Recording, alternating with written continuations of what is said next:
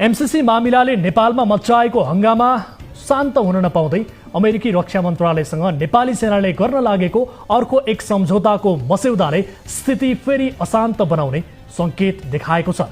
State partnership programme SPP नामक सम्झौताको मस्यौदामा अमेरिकी सेना अन्तर्गतको नेशनल गार्डले नेपालमा ब्यारेक खोल्न पाउने र ती सैनिकहरूले नेपालमा हतियार बोकेर हिड्डुल गर्न पनि पाउने विषयहरू समावेश छन्। मस्यौदा अनुसार सम्झौता भएमा अमेरिकी सेना अन्तर्गतका सिपाहीहरूलाई नेपालमा ब्यारेक स्थापना गर्न र नेपाली सेना झै हतियार बोकेर घुमफिर गर्न छुट हुनेछ। मस्यौदाको अन्तर्य के हो त? यो विशेष रिपोर्ट हेर्नुहोस्।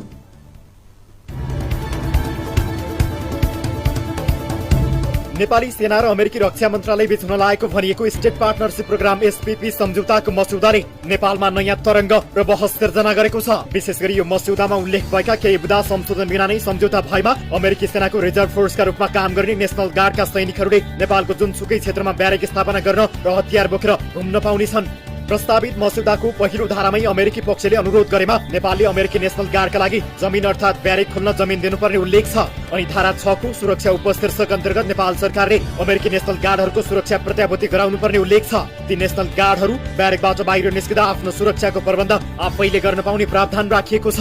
आफ्नो सुरक्षा आफैले गर्ने भन्नुको अर्थ अमेरिकी सैनिकले नेपालमा हतियार लिएर हिँड्न पाउँछन् भन्ने हो। नेपालको संसदले गएको फागुन 15 मा $500 मिलियन को एमसीसी सम्झौता पास गरेको थियो। अहिलेको एसपीपी पनि $500 मिलियन कै छ। यो सम्झौता हुन सकेमा अमेरिकाले विभिन्न कामका लागि नेपाललाई $500 मिलियन सहयोग दिने मस्यौदाको धारा 8 मा उल्लेख गरेको छ। अर्थात् अमेरिकाले एसपीपी सम्झौता पास गराउन यसमा पनि कम्तीमा $500 मिलियन खर्च गर्नेछ। एसपीपी सम्झौताका लागि तयार पारिएको मस्यौदामा प्रमुख 10 बुदाहरू छन्।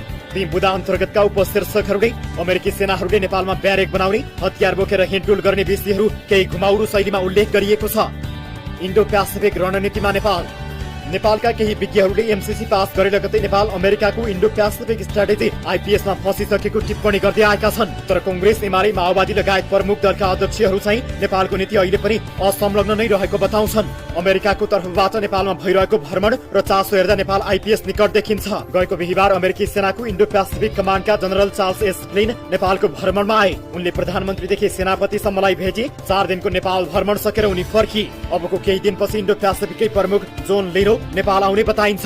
अर्कोतिर प्रधान सेनापति परशुराम शर्माले पनि असार 13 देखि 17 सम्म अमेरिकाको भ्रमण गर्ने तयारी भइरहेको छ। यो घटनाक्रमले नेपाल अमेरिकी सैनिक गठबन्धनसँग निकट भएको स्पष्ट देखाउँछ।